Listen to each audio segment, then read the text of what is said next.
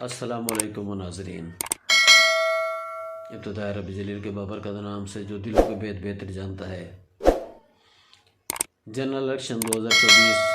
پاکستان میں ہونے والے ہیں، ان کو ملتوی یا ڈیلے کروانے کے لیے سردی کا بہانہ بنایا جاتا ہے، سیکورٹی خدشات بنائے جاتے ہیں۔ آپ کو ایک بریکنگ نیوز دیتا ہوں، ویڈیو کو لاسٹ تک دیکھے گا۔ ایک اہم شخصیت کا استعفیٰ تیار کیے بیٹھے ہیں تاکہ میاں صاحب کو وزیر اعظم کی سیٹ تک پہنچایا جا سکے، لیکن سپریم کورٹ اور الیکشن کمیشن سے امید ہے کہ مقررہ تاریخ کو الیکشن ہی ہوں گے اور سیکورٹی خدشات بالکل نہیں، کیونکہ ہماری پاک فوج زندہ باد ہے۔ ہر دور میں انہوں نے ملک کے لیے بہت کچھ قربانیاں دی ہیں، تو آپ سے یہ باتیں شیئر کرنی ہے آج۔ تو سب سے شروع کرتے ہیں۔ پہلی بات تو یہ ہے کہ بھی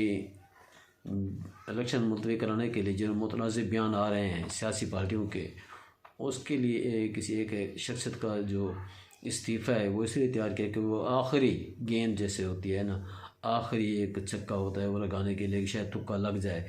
تو میرے خیال میں الیکشن کمیشن مقررہ تاریخ کو الیکشن کروائے گا اور اس پر عدلیہ بھی، سپریم کورٹ بھی قائم و دائم ہے۔ سیاسی بحران، سیکورٹی خدشات یا سردی کی شدت کی لہر کا بہانہ اب نہیں رہے گا، کیونکہ عوام جمہوریت چاہتی ہے۔ جمہوریت سیاسی استحکام ہے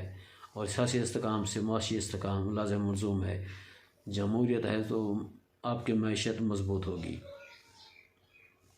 پاکستان پیپلز پارٹی نے جنوبی پنجاب سے آج اپنا دورہ ختم کر لیا ہے اور پھر دوبارہ سندھ کی طرف رواں دواں ہے، اور نون لیگ 15 جنوری سے اپنی الیکشن کمپین جاری کرے گی۔ یہ باتیں بھی گردش کر رہی ہیں کیونکہ الیکشن ہوتے دکھائی نظر آ رہے ہیں۔ یہ پیپلز پارٹی اور نون لیگ صرف اس لیے بھاگ رہے ہیں کیونکہ دیہاتی علاقوں میں الیکشن کمپین کرنا امیدوار کے لیے، چاہے وہ پیپلز پارٹی کا ہو یا نون لیگ کا ہو، تو ان کے لیے تو دیہاتی علاقوں میں کمپین کرنا کوئی مشکل نہیں ہے، لیکن بڑے شہروں میں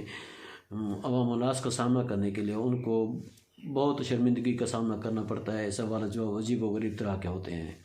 کیونکہ یہ نوجوان طبقہ پی ٹی آئی کی محبت میں بہت آگے چلا گیا ہے۔ پی پی پی، پی ایم ایل نون اور مذہبی جماعتیں الیکشن کی مایوسی کی صورت حال سے دوچار ہے، لیکن پی ٹی آئی اور تھوڑا بہت T R P, Tehreek Labbaik Pakistan کے امیدوار جو ہیں وہ عوام میں کچھ مقبولیت رقم ہیں، اور پی ٹی آئی کے لیے مشکلات بہت ہیں۔ لیکن پی ٹی آئی کی ایک خوشخبری یہ بھی ان کو مل رہی ہے کہ ان کے جو امیدواروں کے کاغذات مسترد ہو رہے تھے اور ان کی اپیلیں بھی جاری ہیں، ابھی تک سنی جا رہی ہیں، جن میں سب سے پہلے تو اس کی شاہ محمود قریشی صاحب کی بات کرتے ہیں، ان کی اپیل بھی خارج ہو گئی ہے، وہ الیکشن سے آؤٹ ہو چکے ہیں۔ لیکن ان پی ٹی آئی کے امیدواروں کے کاغذات منظور ہوتے ہوئے دیکھ کر جو ہے نا یہ سیاسی پارٹیاں بہت مزلزل کا شکار ہیں کہ کس طرح الیکشن کو ہم کنٹیسٹ کریں گے۔ تو وہ اسی بحران سردی کی شدت کا بہانہ بنا رہے ہیں۔ سردی کی شدت بالکل ہے ملک پاکستان میں، یہ ہر کسی کو پتہ ہے، دھند بھی ہے، لیکن اسی دھند اور سردی کی شدت میں الیکشن ہوتے رہے ہیں، بنگلہ دیش میں بھی ہو رہے ہیں، لیکن اس کے باوجود پاکستان میں الیکشن میرے ذرائع کے مطابق، میرے تجزیے کے مطابق 8 فروری 2024 کو لازمی ہوں گے، کیونکہ اس پر الیکشن کمیشن آف پاکستان اور سپریم کورٹ نے پارلیمنٹ کو کہہ دیا ہے کہ یہ اس لازمی کہیں۔ لیکن اگلے 72 گھنٹے جو ہے نا وہ پاکستان کی سیاسی تبدیلیوں میں بڑا ایک منظرنامہ پیش کر سکتے ہیں، کیونکہ ایک میاں صاحبان کی طرف سے ایک لابی بنائی جا رہی ہے کہ کسی ایک اہم عہدے کی شخصیت کا جو ہے نا وہ ایک استعفیٰ تیار کر رکھا جائے تاکہ سیاسی بحران پیدا ہوگا۔ تو قانونی طور پر جب سیاسی بحران ہوتا الیکشن نہیں ہوتا، لیکن میرے خیال میں وہ بھی ناکام رہے گا، کیونکہ پی ٹی آئی ہے نا اتنے مطلب تگ و دو کی ہے ان کے جو جیلے ہیں، کارکن ہیں، وہ کاغذات نامزدگی جمع کرانے میں ان کو مسترد ہونے کے بعد اپیلوں میں جانے میں بڑھ چڑھ کر حصہ لے رہے ہیں، اس کے بعد الیکشن کمپین بھی اچھی طرح سے گلی محلوں میں، دیہاتوں میں، شہروں میں، بڑے شہروں میں تو بہت زیادہ کر رہے ہیں۔ اور ہمارے سابق پی ٹی آئی کے جو ہے نا وزیر مملکت ہمارے ضلع سے تعلق رکھنے والے مظفر گڑھ سے، جنہوں نے کوٹہ دو کو ڈسٹرکٹ بنوایا ہے، شبیر علی قریشی صاحب، وہ 4 جنوری کو ملتان ہائی کورٹ سے ان کو اریسٹ کر لیا گیا، لیکن اب آج صبح ان کو خیر وافیت سے گھر پہنچا دیا گیا ہے۔ تو اس الیکشن میں ایک اہم بات بھی ہے، اس میں الیکشن میں اہم بات یہ ہے کہ خواتین بڑھ چڑھ کر حصہ لے رہی ہیں، اور لینا بھی چاہیے، کیونکہ قومی اور صوبائی سیٹوں پر خواتین اپنے حقوق مانگنے کے لیے، خواتین کے حقوق مانگنے کے لیے اپنے انداز میں بات کرتی ہیں، کریں گی تو آگے وہ قانون بنے گا اور خواتین کو ان کے حقوق ملیں گے۔ تو اگلے 72 گھنٹے کے لیے سیاسی تبدیلیاں ہونے جا رہی ہیں، اور ایک افسوسناک خبر یہ بھی آئی ہے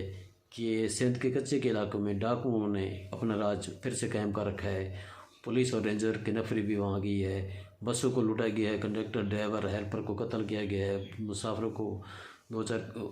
6 بندوں کا قتل ہوا ہے، اور کچھ ان کو 3-4 کو اغوا کر کے لے گئے ہیں۔ یہ ایک شرمناک واقعہ ہے، اور جو ہے نا قانون کے رکھوالے، قوم کے رکھوالے، تو ان کے لیے لمحہ فکریہ ہے۔ تو ایک خوشخبری اور بھی ہے جو آپ سے شیئر کرنی ہے کہ چیف آف آرمی اسٹاف کی طرف سے ایک حکم ملا تھا، اور سیاستدانوں کی طرف سے بھی تھا، مطلب سول انتظامیہ اور بیوروکریٹس کی طرف سے، وزیر اعلیٰ، وزیر اعظم کی طرف سے بھی ایک آسان اقدام تھا، مل جل کر سب نے اس میں حصہ لیا۔ وہ یہ تھا کہ ذخیرہ اندوزوں کے خلاف کریک ڈاؤن کرنا چاہیے، اور میں نے یہ دیکھا ہے جب سے یہ کریک ڈاؤن ہوا ہے چینی چوروں کے خلاف، کھاد کا جو بحران پیدا کیا، کھاد کے ذخیرہ اندوز کرنے والے، ان کو کریک ڈاؤن جب سے کیا گیا ہے تو مارکیٹ میں یہ چیزیں اویلیبل بھی ہو گئی ہیں، اور روپے کی قدر میں بھی اضافہ ہو چکا ہے، اور ڈالر کی قیمت نیچے آ چکی ہے، جس کا کریڈٹ میرے خیال میں ہمارے چیف آف آرمی اسٹاف کو جاتا ہے۔ اللہ تعالیٰ ہم سب کا حامی ناصر، و پاکستان زندہ باد، پاک فوج زندہ باد۔ الیکشن کو الیکشن تک ہی رہنے دیں، اس میں کسی تنازع کی صورت میں نہ آئیں، ووٹر بن کر اپنے پسندیدہ کینڈیڈیٹ کو ووٹ دیں، یہ آپ کا حق ہے، جمہوری حق ہے، جس کو مرضی ہے، لیکن اس میں شدت پسندی کسی کا صورت نہ اسلام اجازت دیتا ہے، نہ ہمارے پاکستان کا آئین اجازت دیتا ہے۔ اللہ تعالیٰ آپ کو جزائے خیر عطا فرمائے۔ اللہ حافظ۔